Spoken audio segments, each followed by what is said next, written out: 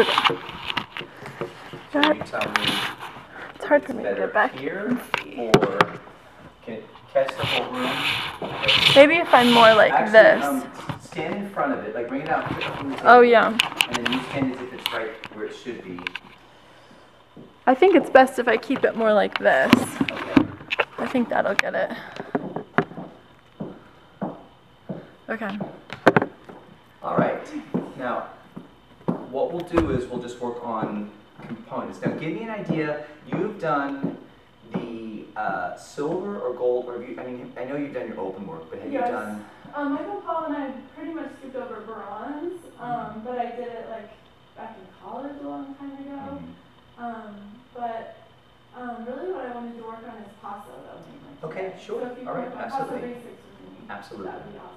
Now, in regards to the PASOW basic action, we can cover a few different steps. Like we can do the continuous walks, we can do 16, we can do the grand circle, we can do a fall away action, or telemark I should say, slip pivot, those kind of things to give you a feel. But let's first talk about how we're going to stand. Now, keep in mind that the consistency of movement will always come from the standing leg.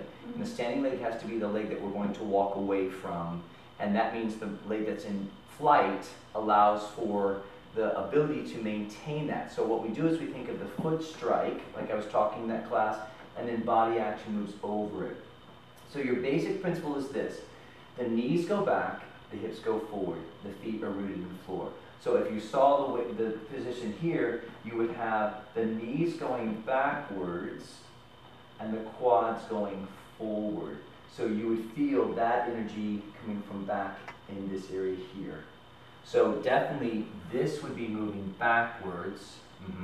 And then from that feeling of being pushed back in the knees, you pull up and take the hips forward. So it doesn't really look like it's this. Okay. What it is the knees move back and the quads lift up and move forward. Less of a visual. Absolutely. Now, where do we get that stronger usage of action in the forward movement? More from the pelvic here. This is a greater area that we have to move across the feet. So what you're trying to do is to take your pelvis and move it from the heels to the middle over the balls of the feet, while you're maintaining the pulling up of the quads and the knees going back. So you have knees going back, quads pulling up, and now we're over the heels. And now you're going to take your hips and drive into the middle of the foot here. So now you know exactly where your body is in regards to over the foot. Knees back, knees back, quads up, over the heels as well, and hips move forward in that shape there. Upper body, this is more static and bound. The middle center here does not follow the direction of the hips. So I don't take my belly with my hips. In fact, once the hips go forward, it actually lifts up, and this gets a scooping sensation, and it pulls the ribs down here. Now, the ribs stay cemented down, and the sternum goes forward. Okay? So without any arc or shape, I have knees, quads, hips, belly, and sternum in here. Okay? Now when I say hips, I just lifted them up. What we'll do then is, I'll see you later, drive safe. What we do now is we shift the body over, and we put the hips over the ball, and we put this upper back here over the heels. So we have knees back, quads up, hips in line, belly in, ribs down, and sternum and heart lifted this way. Then we put the movement of putting the hips forward and the top back. So it's very limited in a visual, unless I choose to all of a sudden go and finish and finish. Now I have to use extremities, like the arms or something, to give more of how I'm going to counter that pull. So if I want the top to go more back over the heels, I'm going to start to use upper body to assist that stronger opposition and angle. But if I'm basically walking, this is how I would move in regards to my shape. I'm not trying to overdo anything. I have that strong forward poise. Forward poise. I walk into a twist turn. It's already there. I hook behind, and then I move out again. So this is already driving forward. Here's where the exaggeration comes in. We use the arms to create upper body continuing over the heel. But how do we drive the hips? Well, every time I walk, I use the delaying of the leg I'm leaving, and I drive my hips away from that.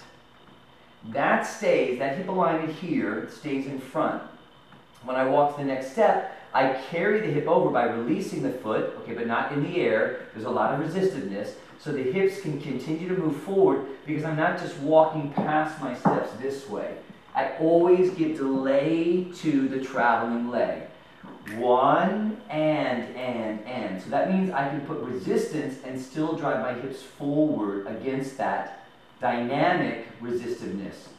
So all exaggerated hip action comes from the ability to create a split weight, continue the hips from that split weight, let the hips bleed into the next position, and then start it up all over again. Continue the hip weight in motion and motion. What shows up then is you can see when the leg is apart and the hips forward, there's that arcing step starting here. I'm not on top of it. The hips are going forward, the arc. Where's that dynamic resistiveness in the top? Now I can begin to use my lower body to give more of an opportunity for my upper body to rest in that strong arc up.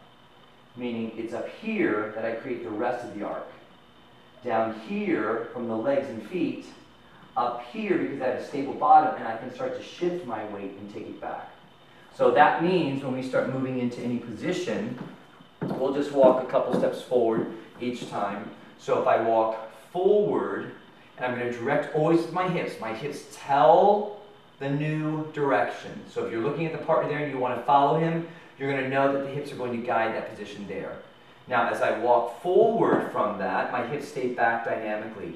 Now I want you to go forward again. Go ahead and walk with me. And, what I want you to do is push into my hand. Good. And then you don't have to push down. Push into my hand. You're going to take a step, and I'm going to connect with you in the hand again. We're going to make that strong connection, but you're going to allow your hips, and I'll walk with you in the same direction. So you walk forward, I walk forward. And when we move in, we allow our hips to continue to move. Now we have two areas of resistance. You have pressure here, and your foot should be doing the same thing. So your pressure here is stopping you, allowing the bottom to move in, engage how far your hips are going forward, but your back foot is driving your hips forward. So you have to now imagine that when you walk forward, if that hand didn't have me connecting to you, you would imagine that that's how you would move forward. Now, could the arm be out like that? Absolutely. You'd still have the resistiveness forward. Could the arm be back here? Yes, there's still dynamic resistiveness. That means you have a top drive and a bottom drive and two forces coming at you. So if you're walking, you would take a step and feel resistance, but it doesn't affect your hips. It's stopping your top. Your foot is stopping, but it is driving your hips. So now you have two areas that are being affected that create the arc and shape that you're sourcing out. It's like you're finding something in thin air. And you walk forward and you go, there's nothing there, but I'm using my body and the idea of how I want to create that shape through my feet and then through an imaginary force at the top. Fortunately, the woman will then find the man to give her that resistiveness that she can use on her top. Once you spin out and you're on your own, that's when you have to find it in that imaginary sense. Pretending his hand is here, pretending the hand is here, and you have somewhere to force and push that energy back into the heels. So top is always over the heel, bottom is always over the ball of the foot. Hips will always be direct until the top turns and angles that differently. So you would always be like, walk until your top, change your shape. So if someone says, how do the hips move? They move through a flat plane of movement, one dimension, just a frontal plane, until top comes in and starts to find angles. So by turning the right side, I'm driving it back.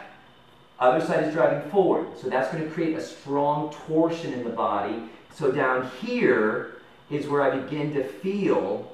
So if I turn my top to my left and my bottom to the right, that's where I get that strong dynamics. These are still going in the direct planes. But this is where you begin to see the dynamic resistiveness moving through. Okay? So that would be where you start to move. So if we take our basic component of, let's get into just walking basic chassé action here. So we'll move, we'll take a step, first of all, we'll keep the body more in line here. Now what I want to sense is that, so pull me up for a moment, pull me towards you, and then I engage. So that would give us the ability to create more of awareness of the area that we're trying to activate. Now the one thing you want to remember is arms are always circles.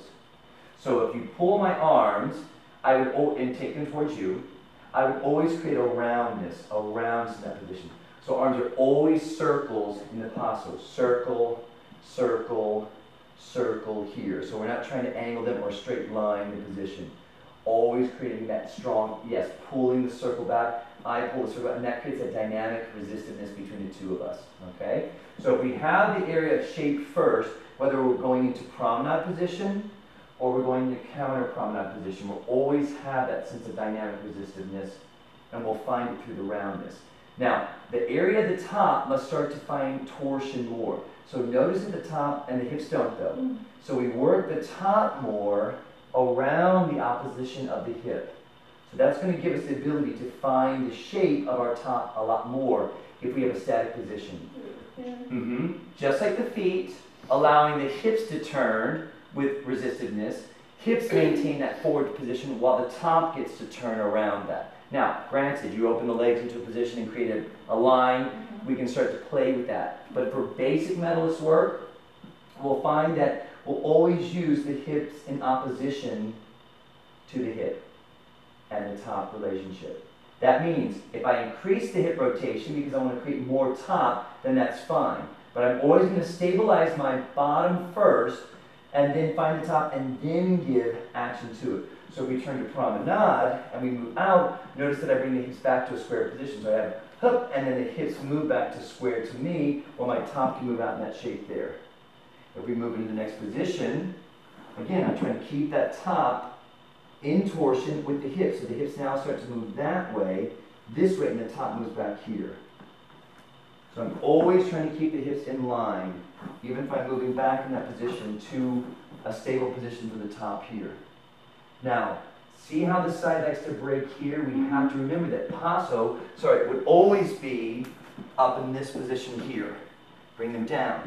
We don't want to bend and break the side. Okay. So the actual space that you're trying to fill in your top is all the way out here, but not all the way to break the side. So we want to keep that nice. Okay. So everything rotates and you maintain that. Now, if you're going to lengthen a side, you have to not then break the side. You can compress it, but it should not then fall into a creasing action here. Okay. All you're going to do is bring the bottom up to that side. So it's level, bring the bottom up to it. It's almost like doing a hip lift. So you have one. So we won't go down into that shape here. One, and we bring the hips up to it. So now if we don't use the feet and we do one, we want to create a promenade position, and so I bring my hip up to it. So here's bringing the top down, very empty. Here's bringing the hip up, and it's called a standing hip lift. Just trying to lift that hip up, maintain the level at the top, and then you walk out, and so that hip is constantly trying to be lifted. Constantly trying to be lifted as you move into it. So now even since we're walking promenade, I would constantly be focusing on this hip, lifting. I wouldn't be focusing on this hip because I'm trying to create an action. I'm lifting that hip up as well. So that means my back foot is helping to drive that. That's my foot-driven hip lift. Here's my standing hip lift. And here's my foot-driven hip lift in that position there. So as you walk, when you take a step, this, so this is your standing hip lift. Go ahead and, wait one more time. So this is your standing hip lift. So you really feel the hip moving up there. Yes, you have a good sense of abdominal compression. When you walk on the next step, use your back ball of the foot to drive. See how much I'm turned? Use the back ball of the hip to drive that up. Even more.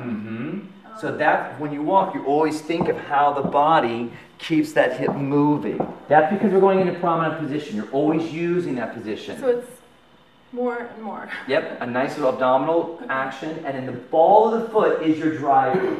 The ball of the foot is the most important part of the foot that allows you to maintain that. So if you walked into counter promenade position, or in this case, your promenade position, that ball of the foot helps to maintain that pelvic floor and to keep that arc action the same. So there's the first one with the standing hip lift. Now don't lose it here and give me more to give visibility to that arc again and that hip lift. So you have one, then you have another hip lift driving from the back foot. I can't do it any other way. If I don't use the ball of the foot in the back, I can't do it. I have to drive that hip up to find that position. So every step you take, this is easier, that's the standing one. This is the more difficult one from the ball of the foot to drive that hip up. And that will give you that dynamic action that when I pull back here, you still have a force to counter that. So if you were to take my elbow, see, then I can give still an opposition to it. Otherwise I'd be here and I'd be like, why aren't you letting me go? And then I have to utilize more of my own floor, knees, quad, and hip. And this would be the most percussive sound that we make in the PASOW. 1, 2, or 1 using it there. So we're going to use that to create 2 hip lifts. One the standing or one the foot-driven hip lift up. That's going to carry you to take your hips always in front over the ball of the foot no matter what. So if we were to go to a basic standing position, you would find that. So you can drive the hips forward, top drives back over the foot here. If we move from side to side, then we increase that, because what happens is that foot-driven hip lift takes the movement up more into that position there. Now we have a standing hip lift, so it becomes this hip lift here driving up. A foot-driven hip lift helps to maintain this foot. So we lower down on this one, since we're moving to the right, and driving that hip forward. So that creates 2 things. That drives the hip forward and up, creates counter body from the top, so we get that nice torsion position as well, constantly going on to the shape is. And then again, now the standing one, you feel 2, but you still are driving from flat feet. There's no ball of the foot involved until here, unless we use the ball of the foot here. So this one's good, turning into me. When you slowly drop the heel, turn the hip and lift it up, yes. So that position there. Now, with that being said, lengthen this side and start to go in this position here. That would bring you back into this shape. If we lower down, it's just a standing hip lift. Now, the only thing I find that happens is you like to break that side. So what will happen is you'll go, and then all of a sudden lose your dynamic resistiveness. When you're here square, I can feel equal sides moving forward. Then I put you in a promenade, and you start to then dissipate. Okay. So the back moves through the wrist here, and this is what you should feel. So dance towards me. That's how you have to dance your back. This would be standard, like foxtrot and waltz. This is what we dance up to the partner. This is easy to find for both of us here. So I'm dancing my hand, and I'm dancing it towards you in that position here. So if we turn to promenade, that still gets danced towards one another. Oh, okay. It wouldn't then. It's the same. It's, You're not pulling. It's always felt here. Now, if you stood there for a moment, don't move, and I began to create a dynamic resistiveness with you, I could either go into a pull and change the hand, but it wouldn't adjust this. If I dance my back up to that, and then you pull away, I'm still dancing my back up to it. You push at me, my back is still there. So it doesn't matter. The direction of my back is forward, but it's filling out space this way. So whether you pull or push, you always have your back continuing to the wrist or the hand. If we lower it down, same thing here. Now I could begin to pull, but my back is still going towards the wrist there. I'm still getting to that. The only difference is I feel like I'm moving back away from it. But if someone were to say which way you're moving, I'm rolling across my feet away from you, but I'm still dancing my body towards you. This isn't taking it there. So that's how we're going to engage this and keep it active the whole time. Because for the female, especially going into a different level where you're thinking, the upper body has to maintain that great awareness through the connectivity of the partnership. So if we were to walk forward into the basic action, that carries the hip forward. And then we carry it forward into the hip lift with the right hip for you, taking, the right foot for you, taking into that hip towards me. And then again, right foot for you is carrying the hip forward. And then again, forward. Now if we turn in that position, it's the inside hip shaping around, and then we go back to square. So we always maintain that forwardness here. And if we move to the side, we can choose the ball of foot to carry that hip lift up, and carry the hip lift up, and we'll turn to promenade, and boom. So we'll just turn the whole foot, both feet at the same time, and flat. So when you turn,